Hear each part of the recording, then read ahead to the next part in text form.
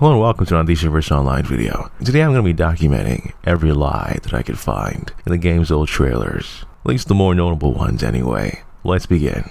Number 1, flight animations. Here we can see an idle animation that doesn't exist in game. It looks like a continuation of the serious stance, but in flight mode, which makes me wonder if they ever plan on adding different idle stances for movement modes based on the game's personality types. It kind of much looks like all flight animations default to the powerful stance in game.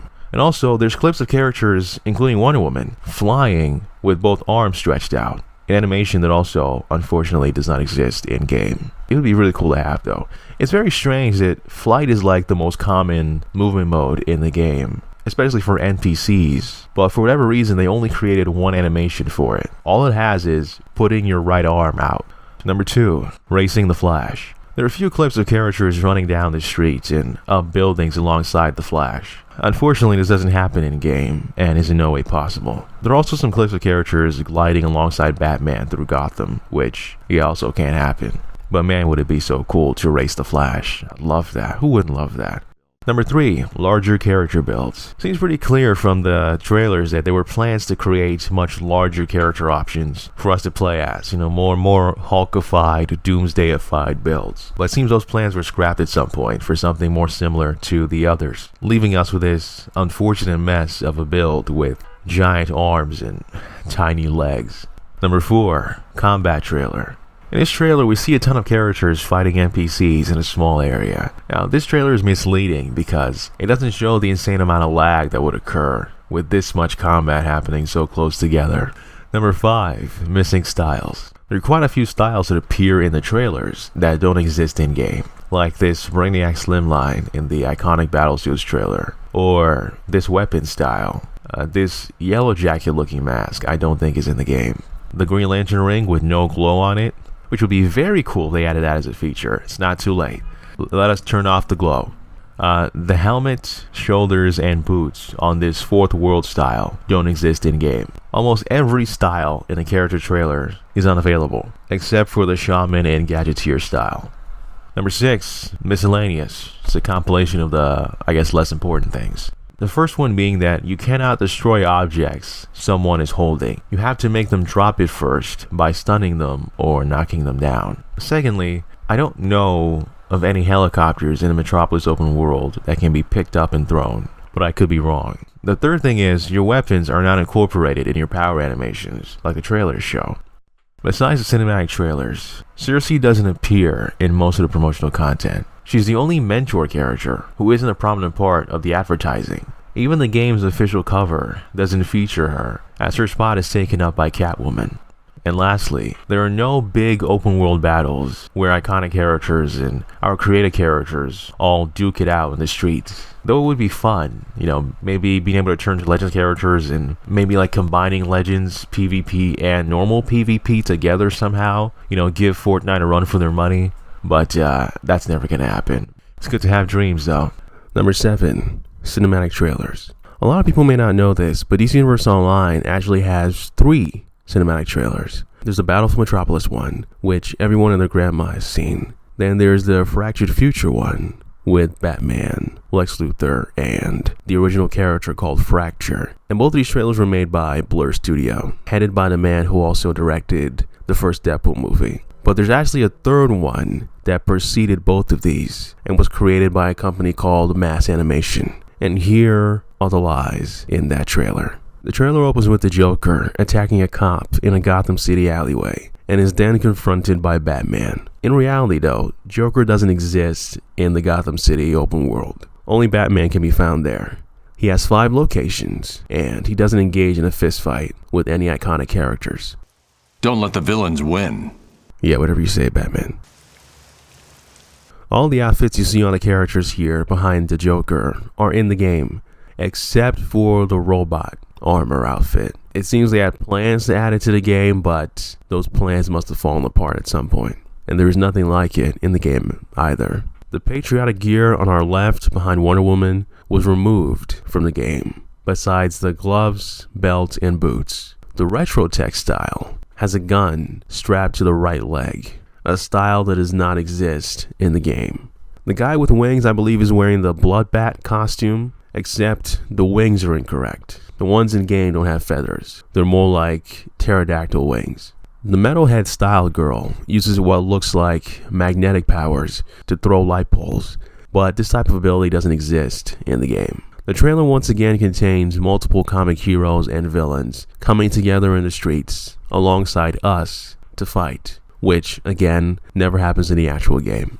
The trailer ends with Superman and Lex Luthor coming to blows in Metropolis skies. In actuality, Lex Luthor doesn't exist in a Metropolis open world. Only Superman does. Like Batman, he has 5 locations. If you're a hero, Superman will talk to you, then fly away. Good to see you out here. If you're a villain, he'll hit you once, then fly away. There's nothing else to him. Number 8, the second cinematic trailer. Now this is the most popular one, but for context purposes, it takes place in the future, one that we as the game's players are supposed to change and stop from happening. Here are the lies in it. The only future designs on characters that appear in this cinematic trailer that also appear in the game are Batman's, both his damaged and undamaged version, then Lex Luthor's damaged version from the next trailer, and Harley Quinn, who holds on to the Joker in this game and then dies. Undamaged costume Batman and Harley Quinn are playable characters in the game's Legends mode. This specific costume on Batman has one more appearance in the game, which I'll talk about when we get to the Joker. Future Lex Luthor is a mission giver, a vendor, a boss, and an ally. The damaged version, that is. Also, the damaged version of Batman is a mission giver and a boss, but not a vendor and ally. But only future Lex Luthor's eyepiece and backpiece from his damaged suit are available. From his undamaged suit, we have his spear, the one he used to stab Superman. And nothing on Harley Quinn is available for players in the game. Now, I personally believe that just because the future is averted doesn't mean the heroes shouldn't redesign the costumes they wear as time passes, especially considering a lot of them have been redesigned in the game over the years, but none drew inspiration from this cutscene. Except for Circe. She's the only one who was redesigned a few years ago to look like her future self from the 2010 cinematic trailer, remembering the game came out in 2011. Most of the redesigns in-game are based on DC Rebirth comics from 2016 to 2017. Superman, Wonder Woman, Flash, Cyborg, and Harley Quinn. Joker and Batman got texture updates. Lex Luthor also got a texture update, but he got more than one redesign. He got an armor based on his Earth 3 self, Alexander Luthor, instead of his future self. I guess because his future self betrayed him. At last, Brainiac's power will be mine. Thank you for taking care of Brainiac for me. Now there is nothing standing in the way of my true goal. Oh yes, my intentions are for the greater good. My greater good! Luthor! I told you I'd come for you. And he really likes his Earth 3 self. It's over. This ends here and now. Wait, you fool! Alexander! Alexander! Alexander! What's happening? So, I understand.